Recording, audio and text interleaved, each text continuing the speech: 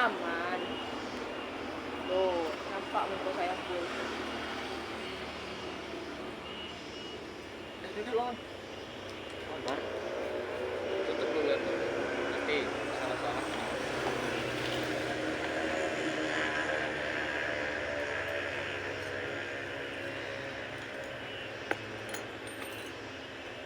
Oke, assalamualaikum warahmatullahi wabarakatuh. Waalaikumsalam warahmatullahi wabarakatuh. Jadi pagi ini kita akan melaksanakan bimbingan kelompok dengan tema masih relevankah pola asuh orang tua yang kasar dalam tanda kutip seperti suka memukul, kasar dalam ucapan, sedikit toksik yang banyak diterapkan oleh orang-orang tua pada masa lampau.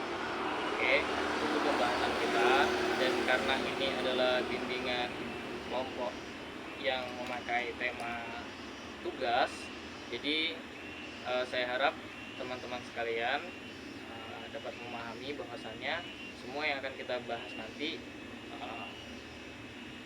dan seterusnya sampai akhir adalah sesuai dengan tema yang ada. Oke. Untuk pertama, saya ingin memperkenalkan diri terlebih dahulu. Nama saya Boy Kurniawan dan saya di sini sebagai pemimpin bimbingan kelompok ini. Oke, untuk selanjutnya saya harap teman-teman bisa memperkenalkan diri satu persatu, dimulai dari sana. Silakan. Perkenalkan, nama saya Anggi Marcelina. Perkenalkan, nama saya Putri Amalia Ramadhani. Perkenalkan, nama saya Dinda Nurini. Perkenalkan, nama saya Citra Haja. Perkenalkan, nama saya Rahayu. Perkenalkan, nama saya Indah Perkasari. Perkenalkan, nama saya Anissa Putri Rinjani. Perkenalkan, nama saya Bella Ferawati. Perkenalkan, nama saya Wawan Misya Putra. Ya, terima kasih. Oke, selanjutnya kita akan mulai pembahasannya. Di sini saya ingin mengetahui pandangan saudara-saudara terhadap tema kali ini. Oke, dimulai dari sini. Nah, bagaimana pendapat saudara tentang tema yang kita angkat hari ini? Pola perilaku orang tua terhadap anak. Bisa lebih keras lagi, biar kedengar banget. Kalau menurut pendapat saya sih, saya ke anaknya tuh kayak gimana ya, sikap orang tua terhadap anak kan ada tuh perlakuannya beda-beda tuh, kasarnya dalam hal apa, contohnya kayak dalam tindakan atau sikap orang tua terhadap anak. Oke, terima kasih Saudari Rahayu. Kemudian mungkin bisa saya minta pendapat dari Wawan.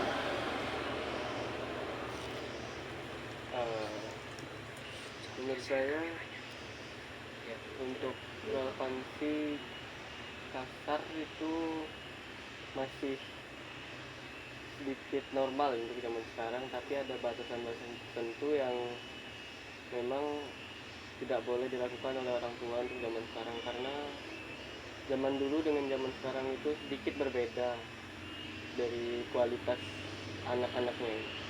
Terima kasih.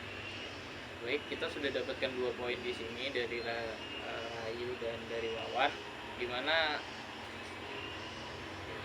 dimana kita ketahui ada kata kuncinya yaitu batasan dan perbedaan antara anak zaman sekarang dan yang zaman dulu gitu ya, generasi orang-orang tua kita.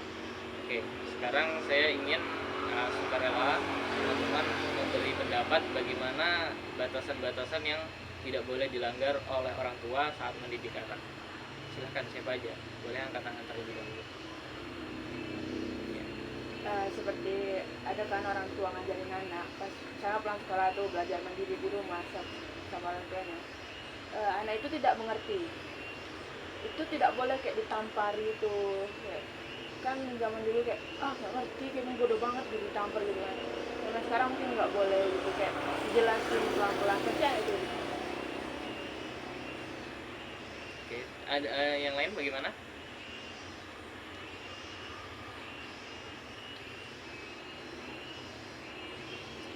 mungkin Bunga bisa berpendapat, silakan. Kalau menurut saya kayak batasannya karena anak zaman dahulu dengan zaman sekarang tuh berbeda ya kan. Kalau anak zaman sekarang, kalau misalnya itu yang dikatakan angka, jangan langsung ditangkap. Itu secara fisik, kalau secara ucapan itu kayak langsung menjudge kamu bodoh, kamu ini kayak gitu kan. Itu langsung kayak kalau untuk anak zaman sekarang digituin langsung down mentalnya gitu kan. Jadi kurang relevan sih untuk perkembangannya juga. Oke, saya rasa cukup. Itu batasan-batasan yang nggak boleh kita langgar sebagai orang tua. Kita sepakati bersama ya teman-teman. Oke. Tadi ada yang ingat selain batasan apa lagi poinnya? Ya. Nah, oke, mungkin Indah bisa berpendapat perbedaan antara anak zaman dahulu dengan sekarang. Kenapa pola asuhnya itu tidak bisa relevan lagi sekarang? Silakan.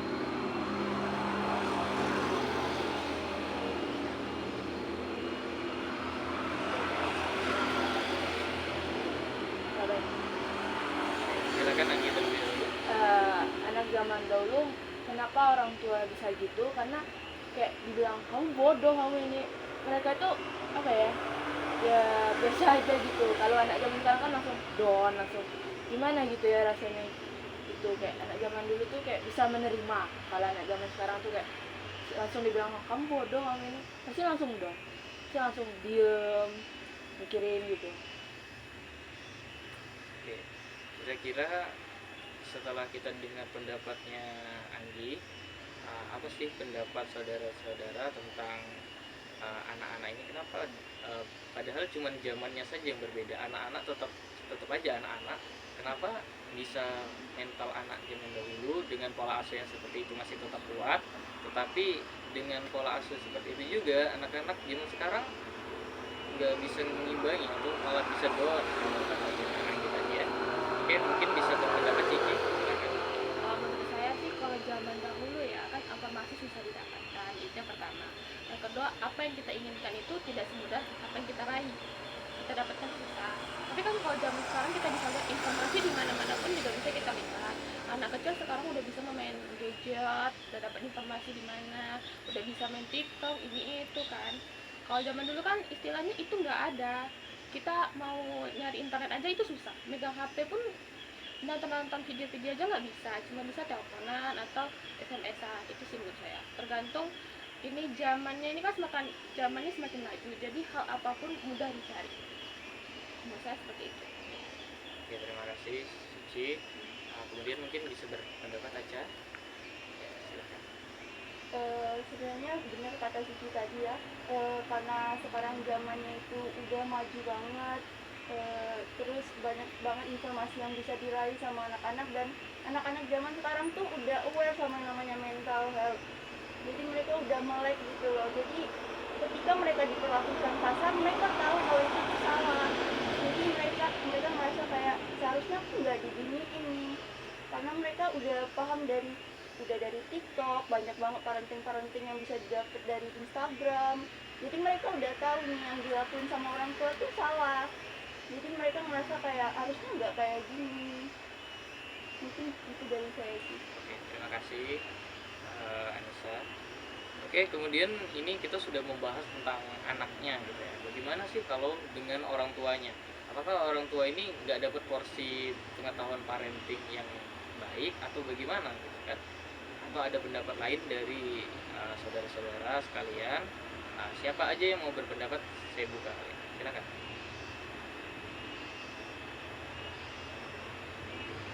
Oke, saya tunjuk aja ya. Oke, silakan Putri.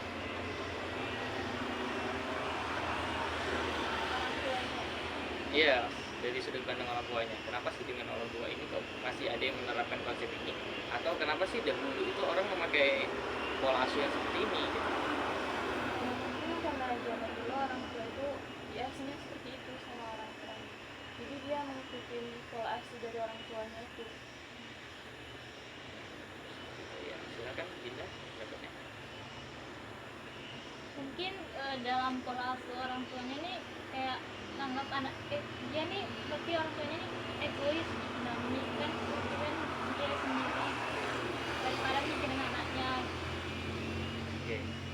meluruskan kembali ya, kenapa sih orang tua zaman dulu memakai konsep parenting atau pola asuh yang seperti ini?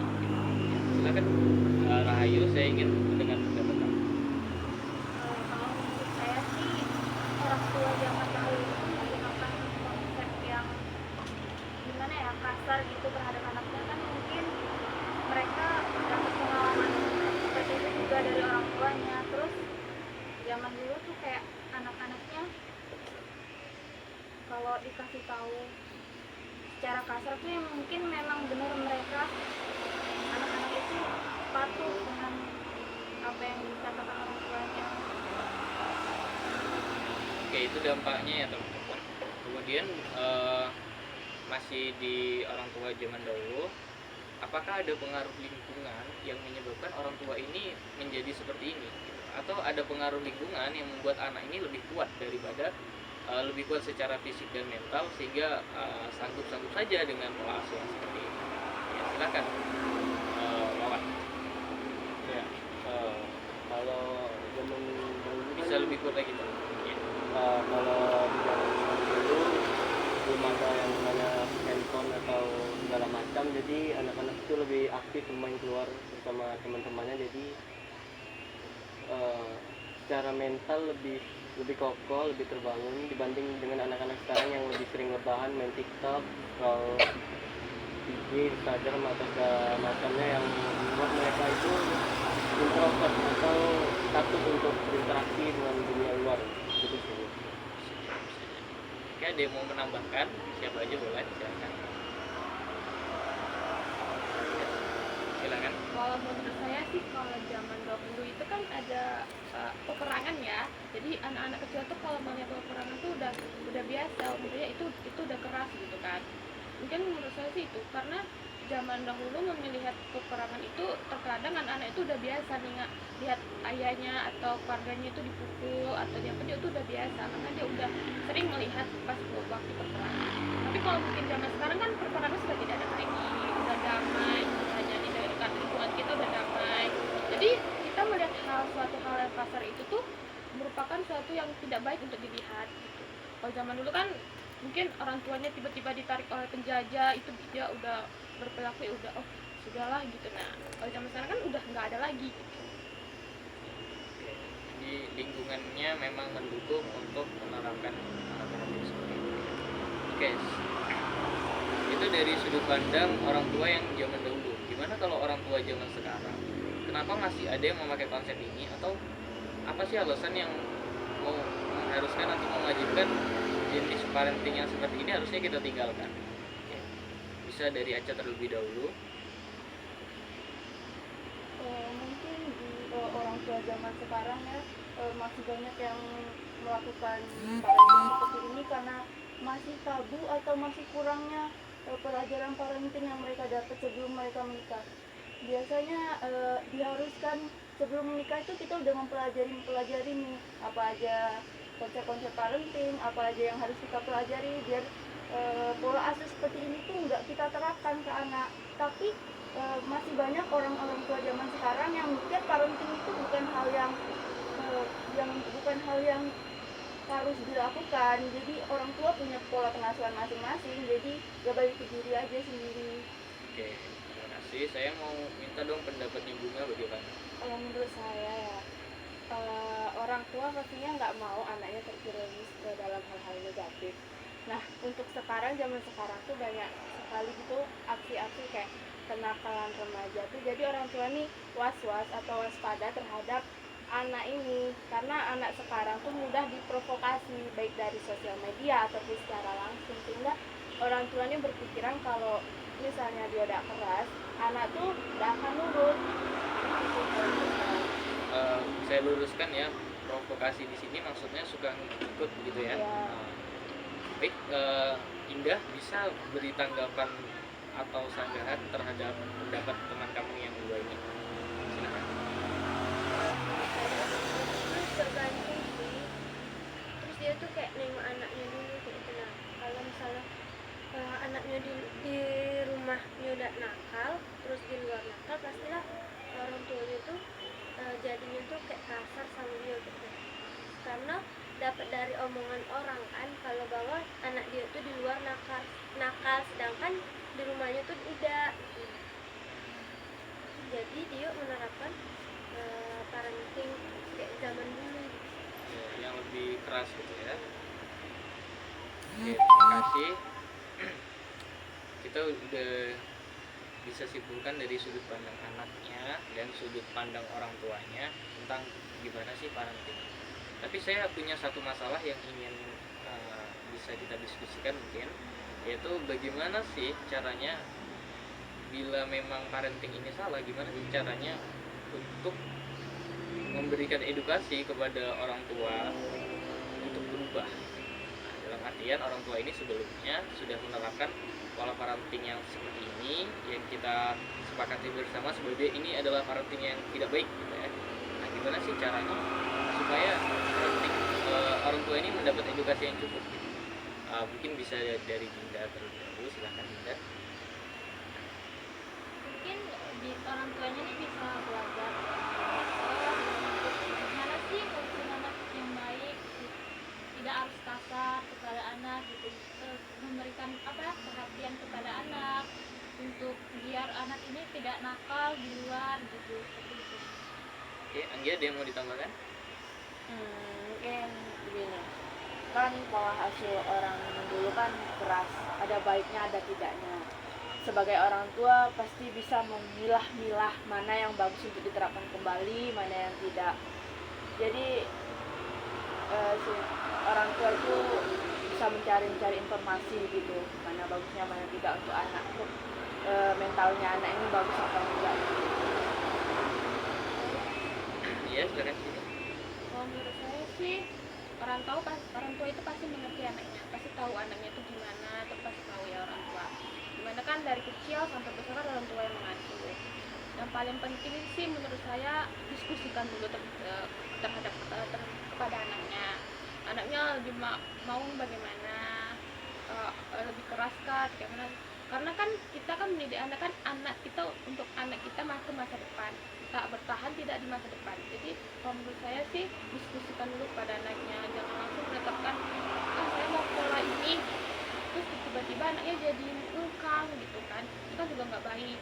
Jadi menurut saya setelah mencari yang mana yang bagus, kita diskusikan lagi kepada anaknya juga atau enggak. Oke, terima kasih Cici, Anggi dan Dinda memberikan tanggapannya. Oke, saya berikan sedikit tambahan yang bisa teman-teman komentari. Bahwasannya pola asuh itu datang dari orang tua, bukan dari keinginan anak. Anak tidak punya keputusan di situ sebenarnya. Atau ada sebagian orang tua yang memang memberikan keputusan ke anaknya, anak ini mau pola asuhnya seperti apa dari orang tua. Tapi itu kembali ke kesadaran orang tua. Intinya semuanya datang dari orang tua. Oke, saya mau di sini Putri menanggapinya, silakan. Tentang bagaimana ini posisinya anak ini tidak punya kendali atas parenting yang diberikan oleh orang tuanya.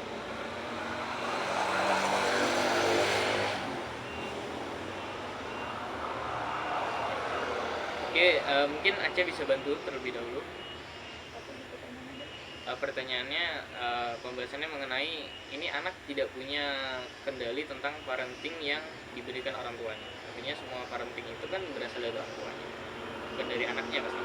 Silakan. Kalau misalnya yang kayak gitu kan parenting itu harus datang dari diri orang tuanya sendiri.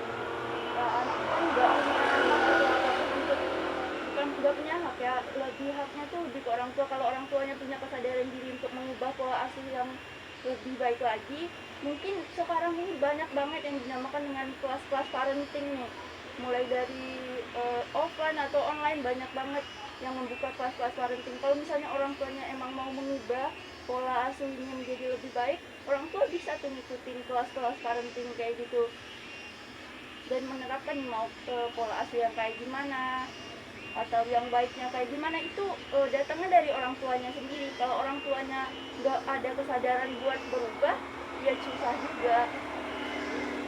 Jadi Jadi bisa kita tarik kesimpulan ya bahwasannya parenting ini buruk, cuman bagaimanapun kita memandang ini buruk, perubahan itu hanya bisa datang dari orang tuanya itu sendiri, kesadaran orang tuanya. Tugas kita adalah bagaimana cara menyadarkan dia atau mengingatkan lah, istilah katanya.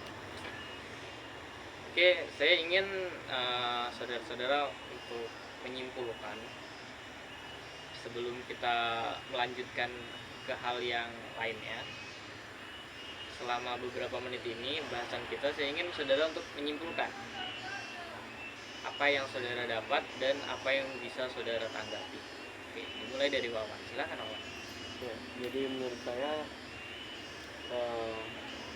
sebagai orang tua yang baik, kita harus bisa memilih perilaku parenting yang sesuai dengan anaknya gitu. Semua itu harus didiskusikan juga terlebih dahulu dengan anaknya, dan jangan sampai kita melakukan parenting yang salah pada anaknya. Itu akan berdampak pada masa depan dan mental anak tersebut. Iya, terima kasih.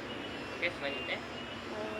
Kesimpulan menurut saya, pola asuh yang kasar itu juga dapat mempengaruhi mental si anak. Cuman tergantung lagi, kembali lagi kepada karakter anak sendiri. Terkadang anak ini juga bisa menerima gitu loh, oh dia tuh sadar kalau kenapa sih kayak orang tua aku kayak gini, ternyata tuh dalam diri anak tuh juga ada kayak kesalahan gitu, kayak gitu. Oke, lanjut. Bisa. Kalau menurut saya yang membentuk anak, yang membentuk karakter anak dari ini sampai gimana nantinya ke depannya itu kan adalah orang tua. Jadi sebaiknya kita sebagai orang tua tuh harus pintar atau harus bisa nih memilih pola asuh yang mana yang mau kita terapkan dan gimana nanti dampaknya ke anak. Dan kita juga harus bisa nih tahu kalau misalnya ngambil pola asuh yang ini baik atau enggak ya buat anak, atau kalau pakai pola asuh yang itu nantinya gimana. Kita harus pintar dalam menjadi orang tua nantinya. Oke, silakan. Nah, Indah dulu. Menurut aku sih itu sih kata Bunga, tergantung karakter anaknya. Tapi nggak semua orang tua sih mengikuti kemauan anaknya. Kalau misalnya dia tuh mau ibu tuh tidak usah marah-marah deh, sementara dia nakal. Karena kalau ibunya nggak marah itu tuh nggak jadi deh. Nah, seharusnya kita juga tidak bisa mengikuti kemauan anak, harus orang tuanya sendiri sih.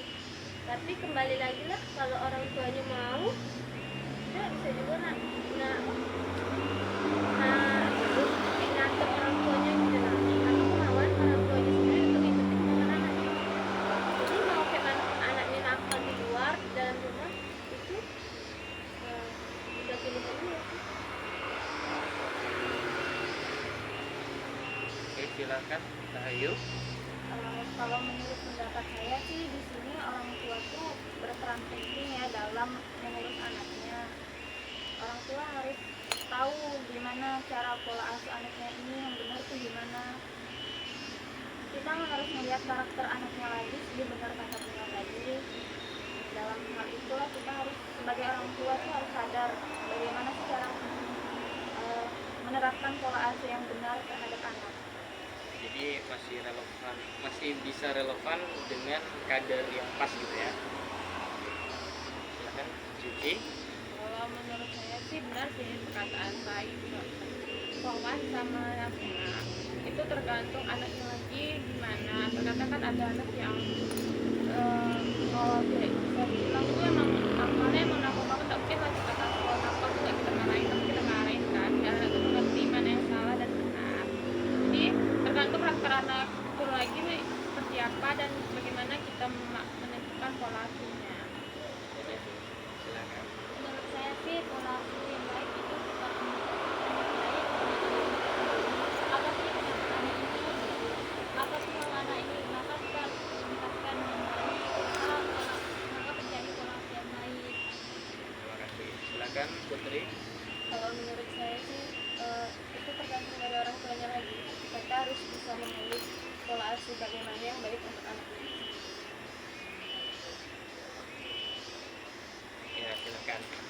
lagi. Menurut saya anak yang baik itu tercipta dari orang tuanya. Maksudnya perilakunya itu dari didikan orang tuanya. Jadi sebagai orang tua, misalnya dia diperlakukan sama diajarin sama orang tuanya dulu kasar, dan zaman sekarang itu tidak mendukung untuk begitu kan. Jadi itu sebaiknya ditinggalin, dipilah-pilah mana yang baik dan mana yang benar gitu. Jadi tumbuhlah seorang anak yang dia inginkan sikapnya dan itu. Boleh? Ya. Oke, sebelum berakhir sesi ini, saya ingin teman-teman atau saudara-saudara sekalian membagi dua tim sebagai tim pro dan tim kontra, atau tim yang setuju dan tim yang tidak setuju terhadap pola parenting yang seperti ini, dengan tujuannya agar kita ini dapat mengetahui dan menyimpulkan apakah masih benar-benar relevan atau memang tidak boleh lagi kita pakai pola asuh yang seperti ini. Oke. Saya ingin tidak seperti ini ya, maksudnya kayak yang kanan untuk yang setuju dan yang kiri tidak setuju. Kalian bebas untuk memilih setuju dan tidak setujunya bagaimana. Siapa aja yang setuju silahkan angkat tangan untuk tim yang setuju. Oke, 1, 2 lagi, 3, oke 4. Silahkan pindah ke sebelah sini. Satu aja, Aca pindah sini.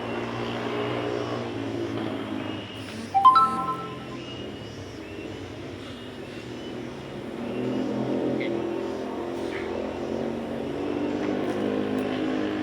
Baik saudara-saudara sekalian, dari diskusi kita tadi kita sudah mendapatkan tim yang setuju di sebelah kiri saya dan tim yang tidak setuju di sebelah kanan saya. Saya ingin semuanya berpendapat menurut posisinya masing-masing saat saya menyampaikan suatu temanya, suatu gagasan. Oke, hal pertama yang ingin saya sampaikan adalah, benarkah orang tua memukul anak? Saya ingin pendapat dari tim yang setuju tentang hal itu, dan tolong berikan penjelasan kenapa boleh memukul. Silakan, siapa aja boleh. Iya, silakan Bunga. Setuju karena untuk penempatan pemukulan ini juga harus ditempatkan dalam situasi yang pas gitu kan. Harus tidak semua masalah harus kayak anak salah dipukul. Kita lihat dari dulu situasinya, apakah kayak situasinya ini memang sudah berat kayak naik ke level yang lebih tinggi gitu.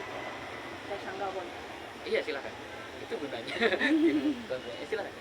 Tidak, menurut saya itu tidak baik buat mental anak itu, karena selagi bisa kita omongin baik-baik, kita beri kayak sekali 2 kali tapi kita nasihatnya itu kita tekan kita gimana ya bilangnya ya, lebih dalam gitu, biar anak itu sadar gitu. Tidak mesti main tangan, ada cara lain selain main tangan gitu, karena main tangan itu membuat mental anak itu down gitu. Oke. Ya, Aca dulu. Oke, menambahkan silakan. Saya tambahkan ya, tindakan memukul atau menyakiti anak itu dapat mempengaruhi kestabilan dari emosi anak itu sendiri. Jadi bagi saya tindakan memukul itu adalah tindakan yang enggak benar atau enggak boleh dilakukan apapun yang dia lakuin gitu loh. Oke, silakan Suci. Kalau menurut saya sih memukul kalau memukul anak itu sih tergantung orang tuanya sih, tapi kayak kalau memukul itu membuat seorang anak itu memiliki efek jerah dalam hal aku tidak akan melakukan ini lagi, karena kalau aku melakukan ini pasti aku dipukul, pasti aku dimarahin habis-habisan, dan akhirnya aku nggak akan mengulangi hal yang sama. Jadi anak itu memiliki efek jerah yang terlintas di otaknya, jadi dia nggak akan melakukan hal sama karena dia akan tahu kalau dia melakukan hal yang sama akan terjadi sesuatu yang tidak dia inginkan. Ya, silakan. Bagaimana kalau nantinya efek jerah itu bakalan berdampak dan jadi trauma kepada anak nantinya? karena walaupun di sini kan efeknya jerah nih, tapi dalam psikis anak tuh dia udah trauma dan dia udah takut sama orang tuanya sendiri. Kalau Apa itu bisa dibenarkan? kalau menurut saya sih dapat dibenarkan ya, kan karena saya pernah merasakan hal yang seperti itu juga. Karena terkadang seorang anak jadi takut kepada orang tua, itu yang pertama, dia akan merasa orang tuanya ini sebagai pemimpin dalam hidup dia kan. Jadi dia merasa orang tua saya ngelakuin ini karena demi kebaikan. Jadi saya takut pada orang tua saya. Jadi kayak kalau saya membuat kesalahan yang membuat orang tua saya marah, jadi itu suatu yang kayak membuat anak tuh, saya nggak akan mengerjakannya lagi lah, saya nggak akan membuat orang tua saya marah lagi lah, karena saya takut gitu. Saya takut pada orang tua saya. Itu menurut saya hal yang relevan lah, karena rata-rata di Indonesia seorang artis pun juga menggunakan kata yang polanya seperti itu, yang kayak saya membuat anak saya harus takut dulu pada saya, karena kalau nggak ada yang ditakutin di dunia ini dengan dia akan pasti membuat sesuatu yang hal yang semena-mena. Jadi saya harus membuat takut dulu anak saya pada saya. Jangan. Enggak tim kontra terima. Bukan dengan cara itu anak jadi malas ya sama orang tua ngobrol lagi, kan takut malas lah sama orang tua gitu, pasti gitu. Anak jadi malas sama orang tua. Cuman kalau kita lihat dari lingkungan sekarang, karakter anak sekarang, kalau sekarang cuman dibilangin aja, anak tuh kayak menye-menye, tau gak sih? Tahu. Nah kayak gitu, dia tuh udah mau ngedengerin, mungkin kalau aku melakukan kesalahan pikiran dia mungkin cuma dimarahin aja, ya udah angin lalu gitu, masuk kuping kiri keluar kuping kanan. Oke. Saya coba untuk simpulkan terlebih dahulu sebelum nanti makin panjang. Jadi memukul itu harus ada alasannya menurut tim pro, tim yang setuju. Alasannya adalah kalau ini anak sudah kelewatan nih, misalnya dia mencuri terus dipukul tangannya untuk memberikan behavior atau pembiasaan bahwasannya mencuri itu nggak baik, jangan pakai tangan kamu untuk mencuri. Nah, sedangkan tim kontra berpendapat bahwasannya ini anak sebenarnya nggak boleh dipukul gitu ya. Gimana pun kuatnya pukulannya atau gimana pun alasannya, memukul itu salah karena secara psikologis si anak ini bisa terganggu nih. Ya kita sepakati saja ini terlebih dahulu, bisa ya kita sepakati sebagai hal yang tepat gitu ya, memukul itu boleh tapi kalau bisa jangan gitu, ya. Oke, kita masuk ke bahasan yang kedua, yaitu tadi secara fisik sudah, sekarang secara mentalnya atau secara ucapan orang tua ini yang membuat anak ini bagi si anak ini kasar deh gitu ya. Tadi kan memukul itu udah jelas bahwa itu tindakan yang kasar, tapi orang tua ini juga mengucapkan sesuatu yang kasar, misalnya orang tua yang toksik agak membawa binatang atau membawa karakter bahwa anak ini bodoh, anak ini bodoh kamu, atau bandel banget kamu ini anaknya siapa dan sebagainya. Nah, saya tadi sudah pertama menanyakan kepada tim yang pro, sekarang dimulai dari tim yang kontra. Bagaimana dengan perlakuan orang tua yang seperti itu terhadap anak? Ya, silakan Anggi.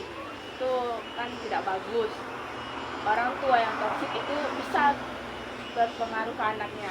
Anaknya juga bisa ngomong begitu kepada temannya, bisa saja kembali ke orang tuanya.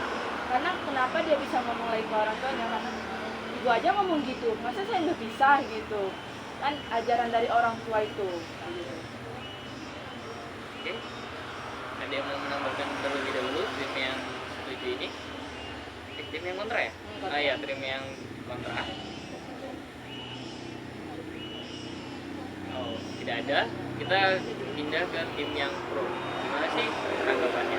Silakan. Orang tua yang suka berkata kasar gitu, toksik, dan suka mungkin kalimatnya seperti itu. Dia bilang seperti itu kepada anaknya sendiri. Silakan, siapa aja boleh menanggapi. Saya nggak akan Itu kayak lebih tidak sih, untuk supaya anak ini sadar gitu, Mas.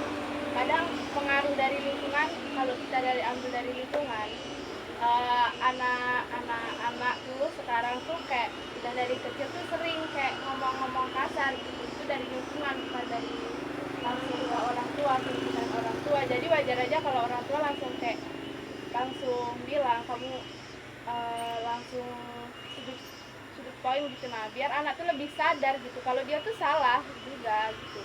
Aja dulu ya, silakan. Kalau mau nyadarin anak apa nggak bisa dengan cara yang lebih baik ya, daripada ngomongin dia langsung ngatain dia kayak binatang atau ngomongin hal-hal yang nggak baik kayak gitu. Apa kayak gitu anak bakalan langsung sadar gitu? Apakah nggak nanti dia kayak loh kok mama saya ngomong kayak gini sih, kayak dia bilang kayak nanti dia ke orang lain juga ngomongin teman dia langsung kasar gitu, bisa kan? Kayak jadi orang tua tuh jadi cerminan loh buat anaknya. Anggi, ada yang mau ditambahkan terlebih dulu? Mungkin kayak ngomong kasar gitu. Ngomong apa ya? Iya. Anjing lah gitu lah. Berarti orang tua saya anjing dong gitu. Kayak, kan kamu manusia kok ngomong itu kepada anaknya gitu. Apakah dengan cara itu bagus ngomong begitu? Apakah bisa mengubah anak menjadi lebih baik? Oke, silakan tim pro ada mau menyanggah atau menambahkan dari sudut pandang setujunya? Kalau saya sih sebenarnya ya, kalau untuk binatang itu saya nggak setuju. Tapi kalau untuk tapi saya juga nggak setuju. Tapi ya menurut saya, kata saya, kalau untuk perkataan kamu ini bodoh, kamu ini kenapa kayak gitu, kamu ini kenapa gini, itu nggak apa-apa sih, masih wajar. Kalau untuk bodoh ya kamu pun itu, kalau dengan saya sendiri saya dikatain bodoh, saya akan merasa kamu ngatain saya bodoh, saya akan tunjukkan kalau saya itu lebih pintar pada anda. Itu yang pertama.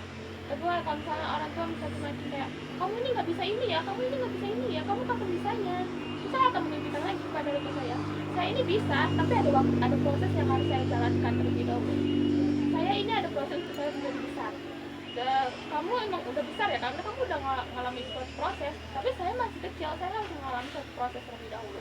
Tapi kalau untuk binatang sih saya emang tidak menyetujuinya ya. Tapi kalau untuk kalau kayak misalnya kamu itu kok lambat sekali atau kayak kamu bodoh sekali, itu emang harus wajib dikatakan orang tua biar anak itu ada motivasi untuk kedepannya. Saya harus ada kayak gini demi orang tua, saya harus kayak gini untuk menunjukkan pada orang tua. Oke, cukup ya. Karena tim yang setuju udah nggak setuju dari awal. Saya sebenarnya nggak setuju ya. Jadi kita anggap saja kalimat yang seterusnya adalah kalimat tidak setuju. Karena memang udah di kalimat yang tim yang setuju aja udah nggak setuju ya kan. Oke. Jadi ada yang bisa menyimpulkan dari pembahasan kita tentang kalimat kasar itu baik atau tidak, menyimpulkan dari pendapatnya tim yang kontra dan tim yang pro. Oke, Anggi, silakan. Kan itu sudah tidak setuju. Omongan kasar ini kan, toksik ini kan, ada yang omongan baik, kenapa tidak omongan itu aja diucap daripada yang toksik ini gitu. Kan itu kan menyebabkan dampak buruk ke depannya. Oke, benar ya kesimpulannya, dan saya juga sudah cukup mendapatkan informasi tentang pendapat saudara sekalian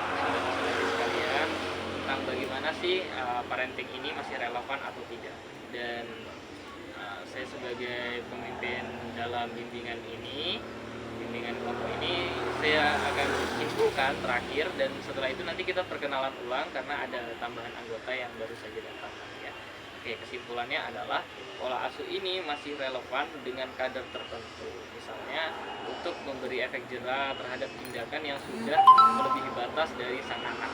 Tetapi bila bisa menggunakan pola asuh yang lebih baik dengan penyampaian yang tidak kasar dan tidak toksik dari segi pembicaraan atau kata-kata dari orang tuanya sendiri, maka itu jauh lebih baik untuk si anak secara psikologis dan secara lingkungan juga ya. Dan tadi saya garis bawahi di poin yang saya rasa salah dari tim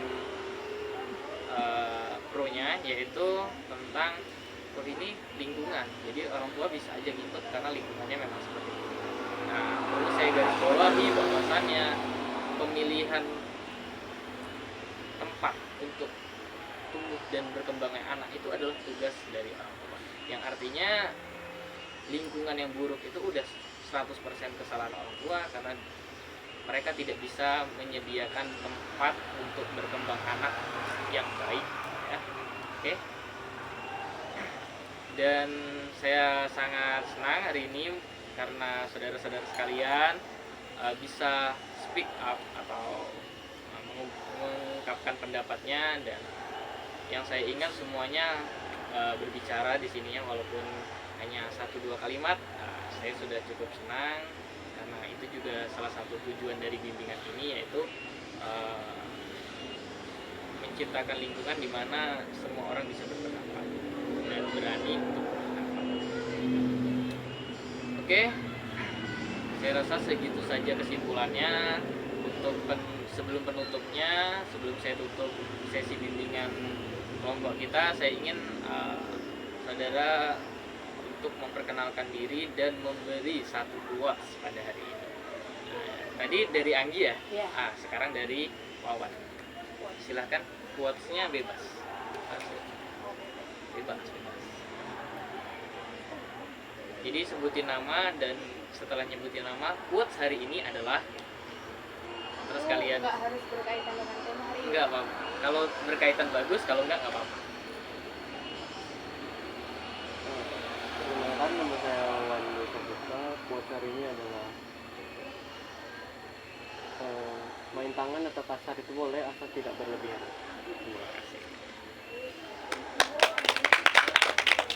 Oke, Dwi, silahkan perkenalkan, kemudian quotes hari ini apa? Wiki Ramadan. Quotes hari ini adalah segala sesuatu memiliki kemudahan yang sudah berakhir, biarlah berlalu dan yakinlah semua akan berlalu. Bentar, Dwiki boleh maju biar kelihatan kamera sedikit. Oke, terima kasih. Lanjut. Oke, saya Bunga Ferawati. Quotes hari ini, ketika tidur jangan lupa untuk bangun. Iya, terima kasih. Selamat tidur. Bener dong, bener. Saya Suci Rahmadia. Quotes saya hari ini adalah, jika sesuatu yang kamu senangi tidak terjadi, maka senangilah apa yang terjadi. Kenalkan, nama saya Indah Purnatasari. Quotes hari ini adalah, sesibuk apapun kalian, jangan lupa makan. Oke, saya Bayu Kurniawan, dan quotes hari ini adalah, saya memang malas bangun pagi tapi saya rajin bangun siang. Perkenalkan, nama saya Rahayu. Quotes hari ini, tetaplah semangat hari ini dan esok.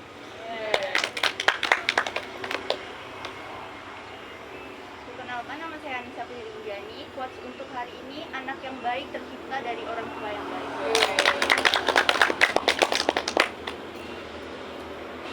Kenalkan, nama saya Cindy. Quotes hari ini adalah, selalu lakukan apa yang Anda takut lakukan. Kenalkan, saya Putri Amelia Ramadhani. Quotes hari ini, jadilah lebih baik dari hari sebelumnya. Silakan, yang terakhir. Halo, perkenalkan, nama saya Anggi Marcelina. Quotes hari ini, jika kalian jatuh jangan lupa bangkit. Oke, terima kasih, dan jangan lupa bangkit. Oke, sekarang kita duduk karena sesi ini sudah berakhir. Saya akhiri. Wassalamualaikum warahmatullahi wabarakatuh. Waalaikumsalam warahmatullahi wabarakatuh. Silakan bangkit semua. Iya. Makasih teman. Iya, terima kasih ya. Terima kasih. Pulang. Akhirnya.